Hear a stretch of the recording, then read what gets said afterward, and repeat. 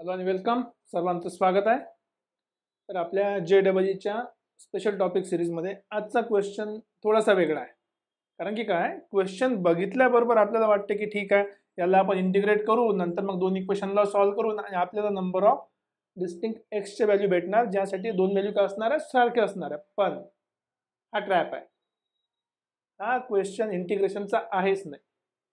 हा क्वेश्चन कशाचा आहे की ज्यावेळेस आपल्याला डिस्टिंक्ट व्हॅल्यूज किंवा डिस्टिंक्ट रूट टाईप गोष्ट आली, सगळ्यात पहिला आपल्या डोक्यात एक आयडिया आली पाहिजे की हा एक फंक्शनचा किंवा ग्राफचा असा क्वेश्चन असला पाहिजे की ते ग्राफ ड्रॉ केल्यानंतर तुमच्या किती व्हॅल्यू कट करतील तिथे.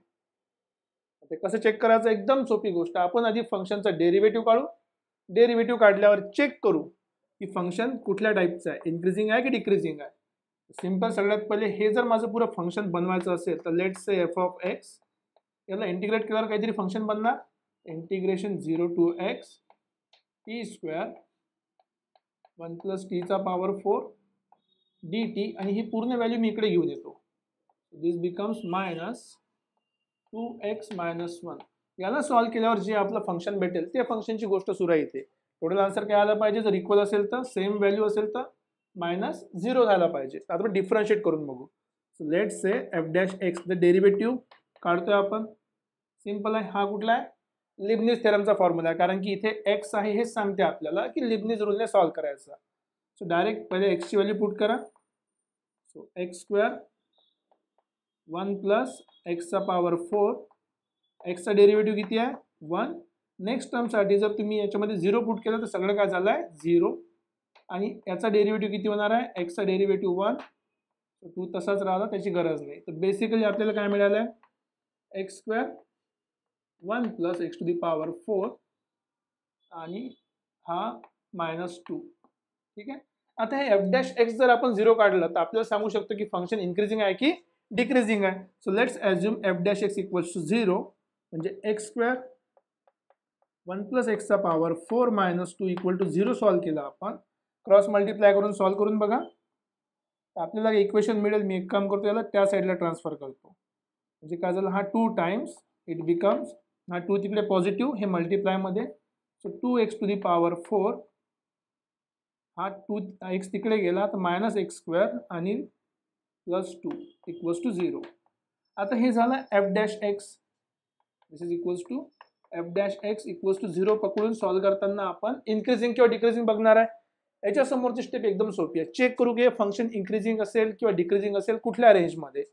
टू दी पॉवर 4 सॉल्व्ह करता येणार नाही. Let's assume this becomes suppose p. हा झाला 2p² -p +2 इक्वल टू 0. आणि यासाठी जर मी डिस्क्रिमिनंट काढतो म्हटलं तर डिस्क्रिमिनंट काय असणार आहे, b² -4a आणि c. 4 चौक 16, 16 मधून 1 गेले -15. So -15 which is less than 0. याचा अर्थ काय की डेरिव्हेटिव्ह कुठेही 0 होत नाही. म्हणजे एक तर तुमचा ग्राफ एक तर अप असेल किंवा डाऊन असेल. It is always like this. It is always like this. एक तर इन्क्रीजिंग असेल किंवा डिक्रीजिंग असेल. आता चेक करायचं, समजा आपल्याला इन्क्रीजिंग आहे की डिक्रीजिंग आहे. ओके.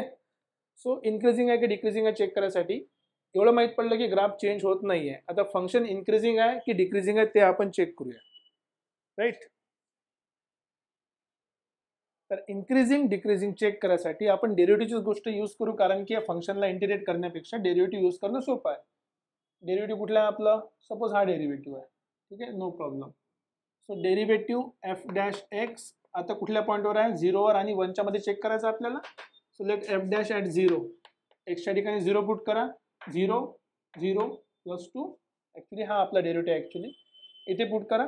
0/1 म्हणजे 0, 1 + 0 to the power 4 -2. So f'(0) किती भेटला तुम्हाला, -2 विच इज लेस दॅन 0. पहिली गोष्ट. आता बघा इथे चुकी काय होते, जेव्हा आपण हे फंक्शन बनवलं तेव्हा या टर्मला इकडे घेऊन आलो आणि असं काहीतरी आपला डेरिव्हेटिव्ह आला. पण जेव्हा आपण या फंक्शनला सॉल्व्ह करायसाठी मॉडिफाय केलं, ते फंक्शन तिकडल्या साईडला गेलं. आता जर तुम्ही याच्यामध्ये पुट करणार f' ची व्हॅल्यू, बघा 0 0 +2 भेटणार. +2 वेगळा झाला. तर फंक्शनला ट्रान्सफॉर्म करायच्या आधी हे आपलं ओरिजिनल फंक्शन आहे, याला ट्रान्सफॉर्म करायच्या आधी डेरिव्हेटिव्ह घ्या आणि तिथे व्हॅल्यू पुट करा. नाहीतर काय होणार, तुमच्या डेरिव्हेटिव्हची व्हॅल्यू चुकीची येईल. सो f'1 1 पुट करा, 1 1 + 1 चा पॉवर 4 1 आणि -2 हा झाला 1/2 -2 याला सॉल्व्ह करा, बेसिकली आलं तुमचं -3/4. इथे पण काय f'1 is also equals to -3/4 which is less than 0. म्हणजे डेरिव्हेटिव्ह कुठल्याही केसमध्ये काय निगेटिव्ह आहे. इथे जर आपण बघितलं पॉईंट वाढत चालला तर डेरिव्हेटिव्ह काय होत चाललाय पॉझिटिव्ह, पण सेकंड केसमध्ये काय निगेटिव्ह आहे. तर आपली ही केस आहे, function is decreasing. So given function f of x is decreasing function. Decreasing function. बघा ही आयडिया भेटली. आता बघा इथे पण एक इश्यू काय होतो, फंक्शन डिक्रीजिंग आहे तर आपण काय अज्युम करतो की ठीक आहे एक वेळ तर कट करत असेल, होऊ शकते किंवा नाही होऊ शकत, गॅरंटी नाही आपल्याला. का बरं, की जर तुम्ही समजा एखादी ग्राफ काढला असं सपोज, हा आपला एक्स ॲक्सिस वाय ॲक्सिसचा ग्राफ आहे, इथे 0 आहे इथे 1 आहे. जे फंक्शन डिक्रीजिंग आहे ते असं खाली जाऊ शकते किंवा बाहेर पण राहू शकते ना. या रिजनच्या आतमध्ये रूट असेल किंवा नसेल सांगता येत नाही. आपल्याला बघावं लागेल 0 साठी पॉझिटिव्ह असली पाहिजे व्हॅल्यू, 1 साठी निगेटिव्ह असली पाहिजे, तेव्हाच आपण म्हणू शकतो की साइन प्लस पासून मायनस मध्ये चेंज झाली. याचा अर्थ एकदा तरी इंटरमिडिएट व्हॅल्यू थेरमनी एकदा तरी ही लाईन एक्स ॲक्सिसला कट करून गेलेली आहे. हे चेक करायसाठी आपल्याला काय पाहिजे, f(0) आणि f(1) ची व्हॅल्यू पाहिजे. सो f(0) पाहिजे. आता लक्षात ठेवा, f(0) पुट करा इक्वेशन मध्ये. हे आपलं इक्वेशन आहे f(0). ठीक आहे. So integral 0 to 0 e⁻² 1 + t⁻⁴ dt minus 2 × x ची व्हॅल्यू 0 आहे आणि -1.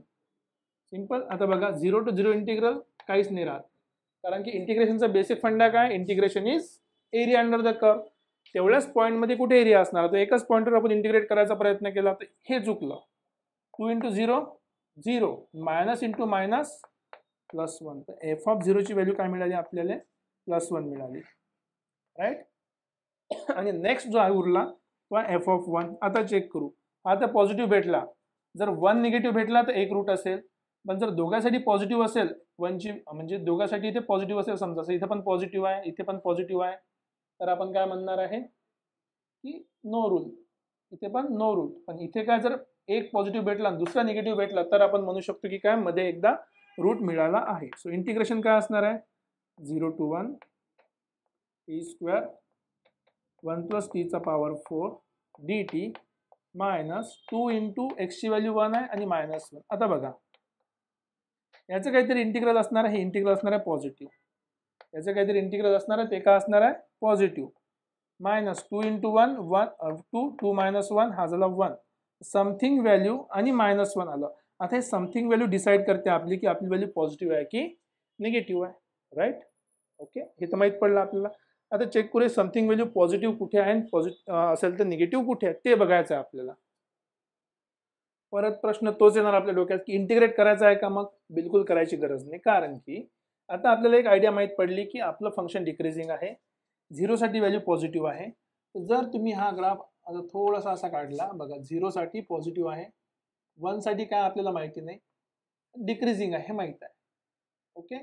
मग जर तुम्ही इंटिग्रल म्हणजे काय एरिया आहे, तर जो काही फंक्शन असेल त्याचा एरिया जर तुम्ही काढला तो 1 × 1 पेक्षा छोटाच असणार आहे. 1 × 1 पेक्षा छोटा, कारण की याच्यापेक्षा छोटा एरिया असेल. हा बघा ना, कुठेतरी कट करून जात असेल किंवा नाही जात असेल तर 1 पेक्षा छोटाच आहे. तर या केसमध्ये आपण म्हणू शकतो की if it is always positive, खालची व्हॅल्यू मोठी आहे वरची व्हॅल्यू छोटी आहे. ठीक आहे. तर ही जी व्हॅल्यू आहे इंटिग्रेशनची इट इज पॉझिटिव्ह, त्यातून जर एक कमी केला इट इज लेस दॅन 0, हे निगेटिव्ह येणार, कारण की 1 ही व्हॅल्यू मोठी आहे. मग एक पॉझिटिव्ह पासून आपण निगेटिव्ह कडे गेलो, हा पॉझिटिव्ह पासून निगेटिव्ह कडे गेलो, याचा अर्थ मधातला जो पॉईंट आहे इंटरमिडिएट व्हॅल्यू थेरमनुसार ते काय होणार आहे, एकदा तरी तो पॉईंट 0 ला कट करणार. So if we move from positive to negative आणि सोबत इट इज डिक्रीजिंग फंक्शन. ठीक आहे, कमी कमी होत चाललाय, याचा अर्थ in this region there is one such solution. There is one such solution जेव्हा x ची व्हॅल्यू काय 0 आणि 1 च्या मध्ये असेल, की हे दोन इक्वेशन काय राहणार आहे, हे दोन फंक्शन काय असणार आहे, इक्वल असणार आहे, किंवा या फंक्शनची व्हॅल्यू किती असणार आहे, 0 असणार आहे. आता जो मुद्दा मी तुम्हाला सांगितला की हे इंटिग्रेशन करायची गरज पडणार आहे का, जर तुमची इच्छा असेल तुम्ही करू शकता, पण खरंच काही गरज नाही इंटिग्रेशन करायची. फक्त एवढं समजून घ्या की हे फंक्शन जे आहे हे फंक्शन काय आहे तुमचं पॉझिटिव्ह आहे, कारण की ही व्हॅल्यू पॉझिटिव्ह आहे, ही पण पॉझिटिव्ह आहे आणि ही पण पॉझिटिव्ह आहे.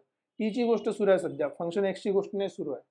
तर हे जर फंक्शन मी इंटिग्रेट केलं, फंक्शन डिक्रीजिंग आहे, तर हा एरिया आहे छोटासा पॉझिटिव्ह.